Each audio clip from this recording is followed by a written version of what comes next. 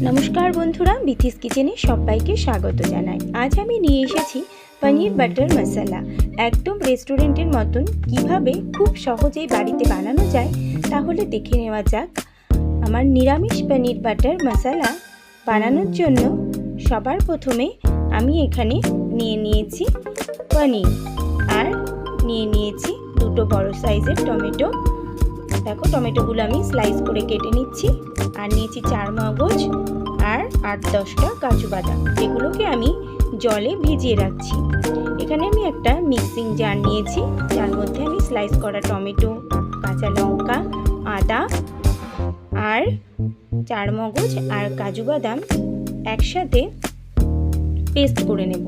দেখো আমার পেস্ট হয়ে গেছে মশলা। তার মধ্যে আমি দিয়ে দিচ্ছি 1 টেবিল স্পুন জিরের গুঁড়ো আর পরিমাণ মতন হলুদ গুঁড়ো। এবার ওটাকে আমি মিশিয়ে রেখে দেব। গ্যাসের ফ্লেমটা অন করে আমি কড়াইতে 1 টেবিল স্পুন রিফাইন্ড অয়েল দিয়েছি।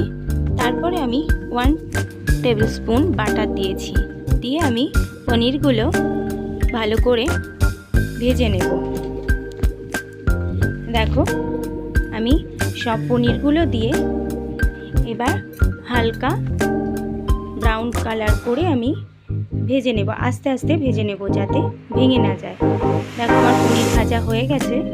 এবার আমি কিন্তু গ্যাসের ফ্লেমটা লোতে রেখে ভেজেছি। এবার পনিরগুলো আমি সব তুলে নিয়েছি। এবার ওর মধ্যে আমি উষ্ণ গরম জল আর সামান্য লবণ দিয়ে ভিজিয়ে রাখবো। দেখো এবার ওই তেলের মধ্যে আমি গোটা গরম মশলা আর একটা শুকনো লঙ্কা ফোড়ন দিয়েছি। ফোড়ন দেওয়ার পরে আমি যে মিক্সিতে মশলার পেস্টটা করে রেখেছিলাম ওইটা তেলের মধ্যে দিয়ে দিলাম। এবার দিলাম সামান্য লবণ দেওয়ার পরে আমি ভালো করে মিশিয়ে নিয়ে কষিয়ে নেব।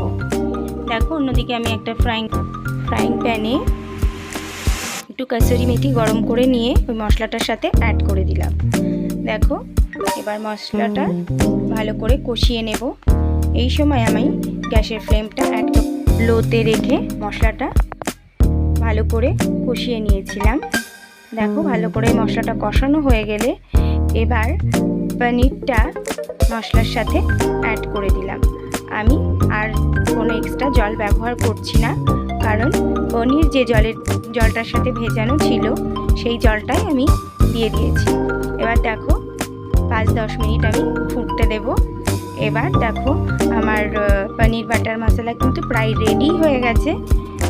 সব শেষে আমি কাসুরি মেথি আর 1 টেবিল স্পুন বাটার দিয়ে গ্যাসের ফ্লেমটা বন্ধ করে দিয়েছি। দেখো এবার আমি 5 মিনিটের জন্য স্ট্যান্ডিং টাইমে রেখে এবার সার্ভ করে দিয়েছি। কিন্তু গরম ভাত, রুটি, পরোটা বা ফ্রাইড রাইস, পোলাওয়ের সাথে কিন্তু এটা খেতে পারো, ভীষণই ভালো লাগবে।